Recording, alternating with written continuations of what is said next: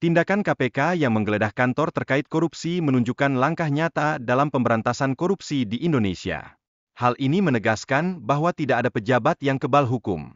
Pernyataan Prabowo mengenai pentingnya pengembalian dana negara oleh koruptor mencerminkan keseriusannya dalam menegakkan hukum. Ini dapat memicu efek jera bagi pelanggar di masa depan. Penguatan regulasi dan penegakan hukum merupakan langkah penting dalam memerangi korupsi.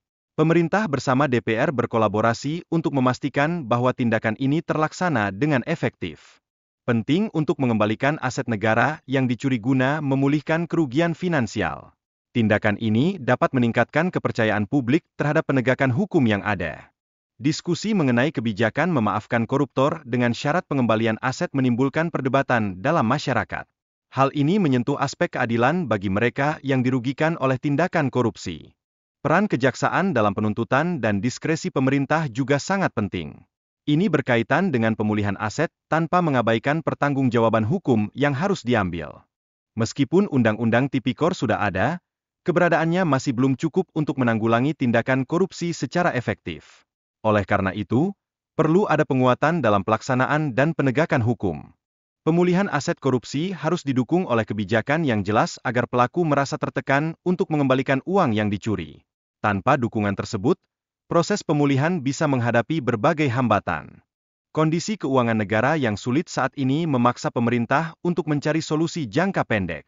Salah satu solusi itu adalah penerapan restoratif justice untuk memulihkan aset yang hilang. Selain itu, perlu ada keselarasan antara sistem hukum Indonesia dan rekomendasi internasional terkait perampasan aset. Hal ini bertujuan untuk memastikan penegakan hukum yang lebih baik dan efektif. Rancangan undang-undang ini diharapkan dapat segera diajukan ke DPR untuk dibahas. Inisiatif cepat dari pemerintah sangat krusial dalam proses ini agar tidak terhambat. Makna memaafkan dalam konteks korupsi perlu dipahami dengan tepat. Memaafkan bukan berarti membebaskan pelaku dari hukuman yang seharusnya mereka terima. Diskresi yang dipegang oleh Presiden dalam menegakkan hukum harus dilakukan dengan sangat hati-hati.